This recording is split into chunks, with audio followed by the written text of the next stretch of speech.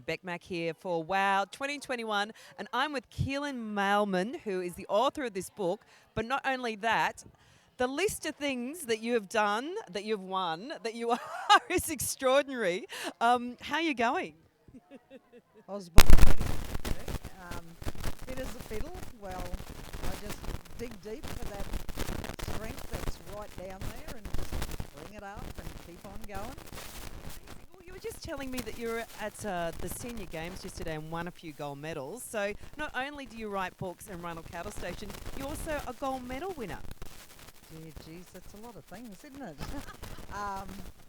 So the senior games yesterday, I was put into a team of legends, and senior elder Ray Robinson, Sugar I call him, got a team together, the Sandhill Six. I was the only woman, and we went in as like little old ring-ins, and we won the cup. The Sandhill Six won the cup. So that was great, and bronze. So yeah, that was fantastic. Amazing. And then you rocked up this morning for a panel on the F word, meaning feminism. What does the F word mean to you, Keelan? Gee, Beck, I was on that with you. That was the first time I thought when I come to that. But yeah, a lot of things go around the F word for me. But I just believe power. And what it brings to us is, I think I'm sort of an example of that with my own journey. Courage, strength, and so, us women can do anything we want to.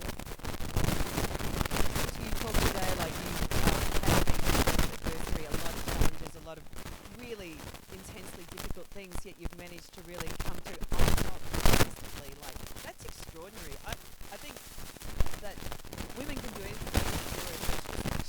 That I gotta say, sorry.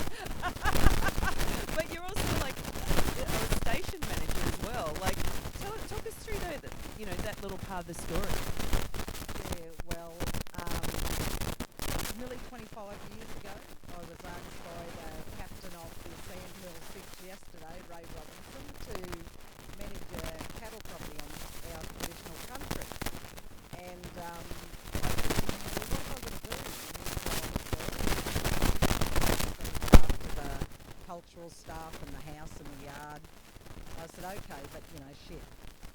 190,000 acres, there's only so much, looking after your cultural stuff and gardening you can do and the house cleaning.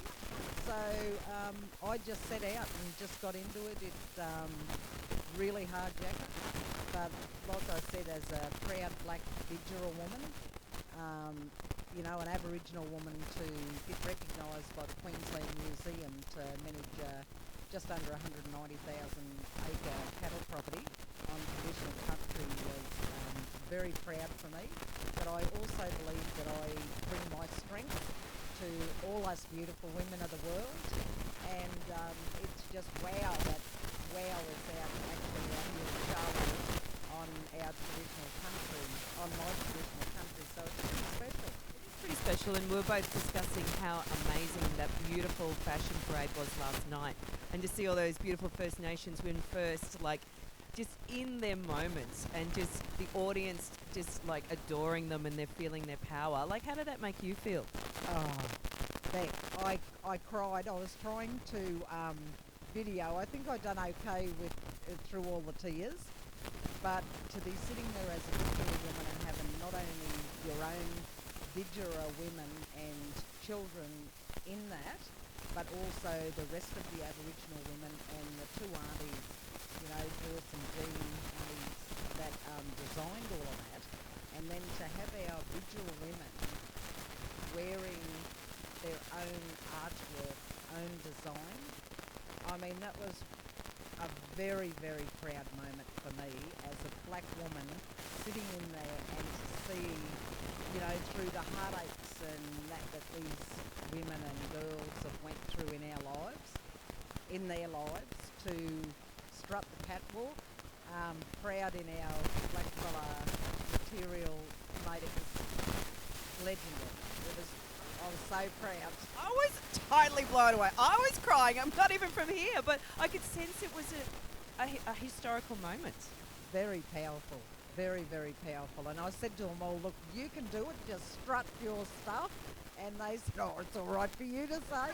And I said, just get in there. I said, because this is legendary. I said, and this is very, very powerful. You know, I said it's a very, very powerful thing that hopefully can contribute towards reconciliation, to see that, you know, all the beautiful women and kids and everything all coming together. Yeah, it was very special, pretty very special, yeah. And just nearly finally, the subject did come up about white women and their, like, that there's still a problem there. And we're still learning and listening, and it was great to hear you talk about that. What do we need to hear? Well, I was on the panel with you, and it was a privilege and honour to be on there. And to hear that there's still a problem with white women that think they're better and above Aboriginal women, island women, and any other race of Indigenous person is quite disgusting, really, because they're not better than anyone else.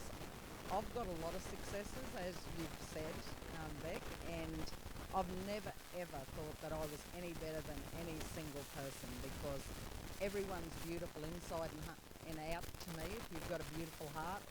And, you know, the white Australian women need to get a fucking grip on themselves, because, you know, there's some very beautiful, very powerful, of all different ages, Aboriginal, island, other Indigenous women of Australia, and they're not any better than anyone else, mate. We all bleed the same. Yeah. I just think that when we're talking about feminism, that's where we've got to start on so many levels. Yeah, that's so true, mate. Like, everyone's beautiful. Like, I love people, and that was a beautiful gift my mum, my beautiful old mother, Betty Saylor, gave to me as well. And she always said to all of us growing up, you know, the sons and daughters, and my brother's a gentleman, you know, and knew how to treat a woman properly.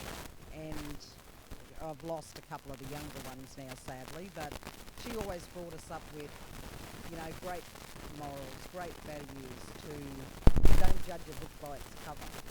And what she meant with that was, if they've done no harm to you, don't judge them because someone else has judged them. She said, everyone's got their own story, everyone's got their own journey, and everyone's beautiful. And my mum was this big old girl, because she was a bit weighty, but, you know, and black old girl, and she was just fucking beautiful, my old mother. And She sounds like my mother. She's a big old girl. Hope you're not listening, Mum. yeah, and she loved the, you know, she loved the bling, and, you know, Dolly Parton. yeah, Dolly Parton, eat your heart out. Mate, look, there's a story with that. I've got to let that story. When Dolly Parton come out with Great Balls of Fire, me mum, and we were only all little, and because Augathella's only so small and we had to come to Charleville, and she comes out and I had to wait in the taxi, you know, because we only had that, and she went and got her hair done, and when she come out of the hairdresser, I sort of, like, I slid down in the thing, and I was like, fucking hell, what's mum done? This is what I was thinking, but she had bright red sort of hair, and because it was so beautiful and thick and curly, she had it all fluffed out. And in Augathella, the Allengowan Hotel had swinging bar doors. Yeah, like in a Western. Yep, true old Western, and she just burst through those doors, and what did everyone say? Oh my God, Batto, great balls of fire. So that was the same time awesome. that come out. But She's the queen. she's a queen, and, you know, she travelled around Australia, my mum, in the Royal Show. She was a dancer, and she was a mud wrestler, and she had a black belt in karate. And the Way Out West, they done a story on my old mother and her life of travelling the Royal Show as a black woman, all the way from Augathella when she was only 16 going into 17. So I'm very proud of my mother. But and she loved people. She didn't care. And it was really interesting today, Beck, when I was listening to you in the panel when you said drag queens. Yes.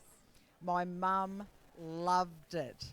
She talked about the love of going to Sydney and to King's Cross and seeing them all dressed up, and she just loved it. They've got the best fashion. Hello. I love a drag queen. Yeah, oh yeah, they do love it. And my younger brother that I just lost last year, Carl, he was gay.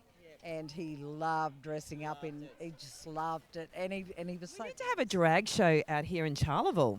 mate, bring it on and I will be here with you. You could MC. Or I'll MC it. Oh, yeah. It'll be fantastic. You're on. Well, thank you so much for your time. I've bought the book. I can't wait to read it. And you are just an absolute legend and you've blown my mind. It's been an absolute pleasure and hopefully we meet again. Thanks for buying me book and I really hope you enjoy language on both levels. I can't wait. Thank you very much. Words in there a bit. Bring on the F word. Thanks so Thank much. you. That was amazing. That was great. fantastic. Was that good? That was a